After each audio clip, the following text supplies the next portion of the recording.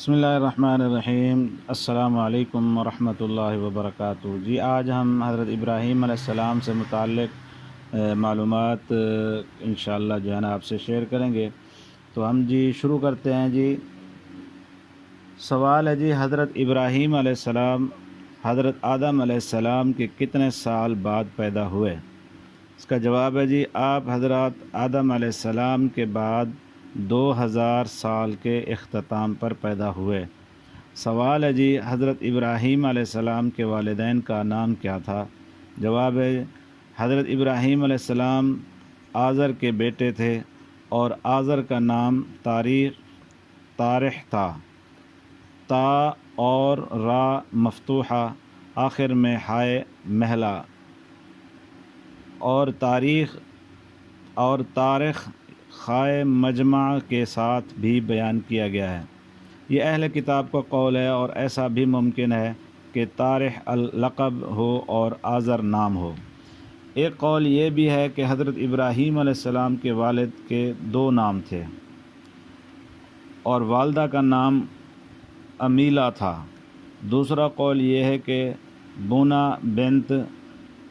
بنت کر بنا بن کرسی تھا۔ سوال ہے جی، حضرت ابراہیم علیہ السلام کہاں پیدا ہوئے؟ بوقت پیدائش والد کی عمر کیا تھی اور آپ کا لقب کیا تھا؟ تو جی جواب ہے جی اس کا، حضرت ابراہیم علیہ السلام صحیح قول کے مطابق بابل میں پیدا ہوئے۔ پیدائش کے وقت آپ کے والد کی عمر 75 سال تھی اور حضرت ابراہیم علیہ السلام کا لقب ابو الضیافان تھا، چونکہ آپ بہت مہمان نواز تھے۔ سوال ہے جی، حضرت ابراہیم علیہ السلام نے جس وقت اللہ کی مخلوقات میں غور کیا اس وقت عمر کیا تھی؟ جواب ہے جی، حضرت ابراہیم علیہ السلام کی عمر اس وقت 15 سال تھی۔ سوال ہے جی، حضرت ابراہیم علیہ السلام جس وقت آگ میں ڈالے گئے تو آپ نے آگ میں داخل ہوتے وقت کیا دعا پڑھی تھی؟ جواب ہے جی، حضرت ابراہیم علیہ السلام کو جس وقت آگ میں ڈالا گیا تو آپ نے یہ دعا پڑھی، حسبی اللہ ونعم الوکیل، اللہم انت فی السماء واحد وانا فی الارض واحد عبدک۔ جس وقت حضرت ابراہیم علیہ السلام سوال ہے جی، جس وقت حضرت ابراہیم علیہ السلام نے اپنے ختنہ کی تو کتنی عمر تھی اور آپ اس کے بعد کتنے سال زندہ رہے؟ جواب ہے جی، آپ اس وقت 120 سال کے تھے اور اس کے بعد 80 سال زندہ رہے۔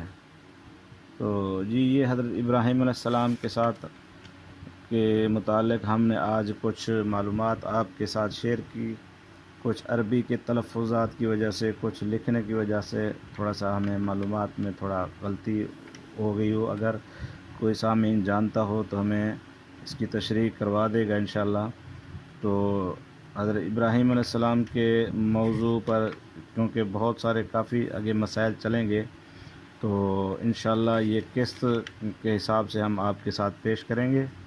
تو انشاءاللہ امید کرتا ہوں کہ آپ کو یہ معلومات اچھی لگی ہوگی۔ کل انشاءاللہ ہم حضرت ابراہیم علیہ السلام، ان کی ازواج اور اولاد کے متعلق ہم بات کریں گے۔ اللہ تعالیٰ مجھے اور آپ کو صحیح سمجھنے کی توفیق عطا فرمائے۔